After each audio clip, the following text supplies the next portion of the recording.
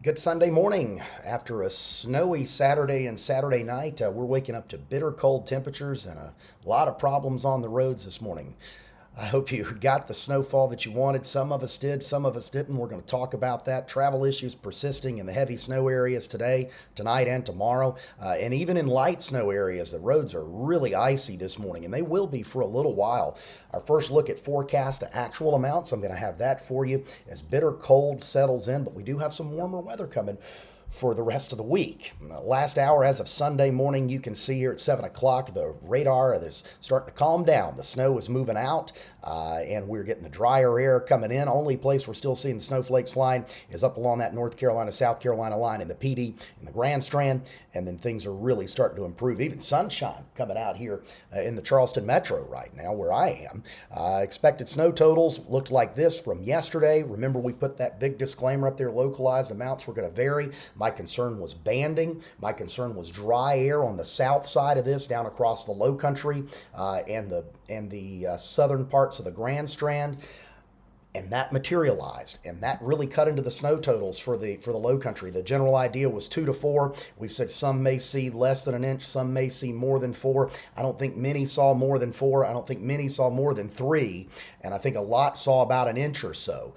So the general range was about 1 to 3 in the low country. Again, that forecast was 2 to 4. Those rates were undercut because of the dry air. Statewide, though, everything else pretty much was spot on, with even some totals along the North Carolina, South Carolina line approaching a foot. So I'd say this was a pretty darn good forecast. It's unfortunate that that pocket of dry air set up right over the Charleston metro and in parts of the low country for you snow lovers. I'm one of them. I saw it about 5 o'clock, 5:30 yesterday. I started looking at the radar and I went, okay, this is not going to be a good thing if you want a lot of snow. But the dry air was there and it just could not get worked out of the system. And that was my concern all along, that somewhere in the state that would happen because of the extremely dry and cold nature of this air mass. It was bound to happen somewhere, and that's where it occurred. So that's where we are. I hope you got what you wanted. Everybody at least saw some accumulating snow. So here's where we are as of 7 o'clock this morning with current temperatures. Most of us are in the teens and low 20s with wind chills in the single digits, some even below 0 in the upper part of the state. We're headed for afternoon highs today in the low to mid 30s in the upstate, low to mid 30s in the PD and Grand Strand, mid and upper 30s for the Midlands and the low country. Probably see some good melting where you get above 35 today. That's going to refreeze, or anything that's wet is going to refreeze overnight, with these morning lows going back down into the single digits and teens for much of the state. But then tomorrow morning's wind chills still in the single digits and low teens. It's going to be bitterly cold in the morning with some icy roads still likely across a good part of the state, especially those back roads that don't get a lot of sunshine.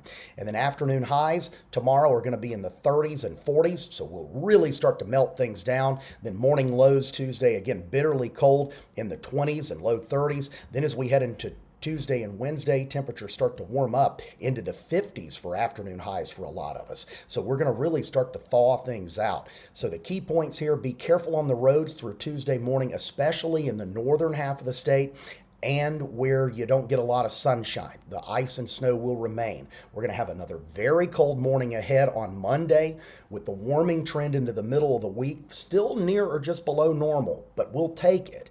Rain chances, and rain chances only, return Wednesday, and it's going to be cool through next weekend.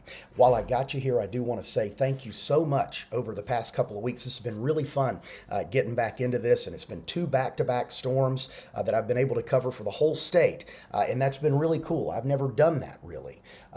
So I can't thank you enough for all the comments. I've read every single one of them. I appreciate you. I've appreciated you for nearly 20 years. You've gotten me through a lot of early mornings, and we've gotten through a lot of storms together, but also a lot of sunny days together too. So thanks for sticking with me, and we'll keep you updated here. Hopefully we don't have to do this again anytime soon. I think everybody's about wintered out. Snow lovers, if you got what you wanted, good for you. Snow haters, trust me, it's going to thaw out here in the next couple of days. Thanks for checking in with me. I'll see you around.